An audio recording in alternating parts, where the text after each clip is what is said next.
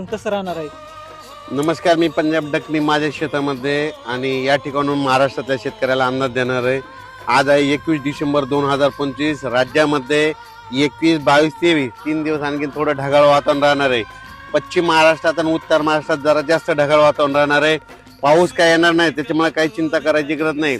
ह्या ढगाळ वातावरणामध्ये गारवा असतो, म्हणजे गार जास्त प्रमाण असतं, म्हणजे गारवा जास्त लागतो. दिवसा देखील थंडी लागते, म्हणून पाऊस काय येणार नाही, म्हणून हा अंदाज लक्षात यायचा.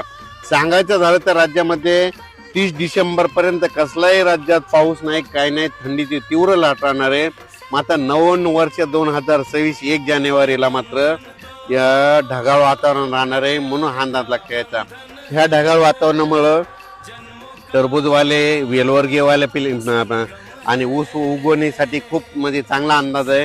कारण की 1 जानेवारीच्या नंतर काय होणार, थोडं ढगाळ वातावरण राहत असल्यामुळं की ऊस उगवायला चांगलं राहतं, वेलवर्गीय पिकाला चांगलं लागतं, ज्यांना टरबूज लावायचं त्यांना चांगलं राहतं, खरबूज लावण्यासाठी चांगलं वातावरण राहतं, म्हणून हा अंदाज लक्षात यायचा.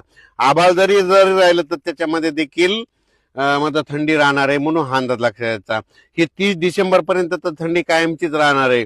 30 तारखेला मध्यरात्री मात्र पण आभाळ येणार आहे, म्हणून हा अंदाज लक्षात यायचा. राज्यात मात्र 10 दिवस मात्र चांगलं तीव्र थंडीची लाट राहणार आहे, म्हणून हा अंदाज लक्षात यायचा. राज्यात सांगायचं झालं तर यावर्षी थंडीची चांगली लाट आहे, म्हणून हरभऱ्याचं पीक चांगलं येणार आहे, गव्हाचं पीक येणार आहे.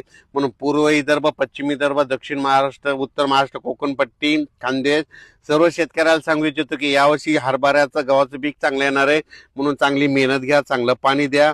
असं केल्याच्या नंतर चांगलं पीक येणार आहे.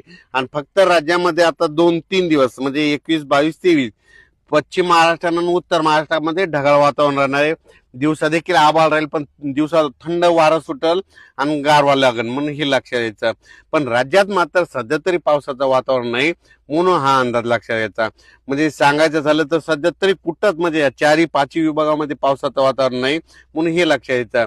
मात्र 30 तारखेच्या नंतर वातावरणात थोडा बदल होईल आणि 30 तारखेच्या नंतर मात्र क्लाउडली मध्ये चांगलं ढगाळ वातावरण आपल्या महाराष्ट्रामध्ये येणार आहे, म्हणून हा अंदाज लक्षात घ्यायचा. डक साहेब, ढगाळ वातावरण असताना थंडीचा जोर राहणार आहे का नाही? ढगाळ वातावरण जरी असलं ना, हिवाळ्यामध्ये त्याच्यामध्ये असतं गारपाना असतो. म्हणजे हे काय असतं, हे थंड आभाळ काय असतं, याच्यामध्ये गारवापणा जास्त असतं, म्हणजे हे गारपिटीचं वातावरण तयार असतं. याच्यात जर जास्त प्रमाण जर वाढलं ना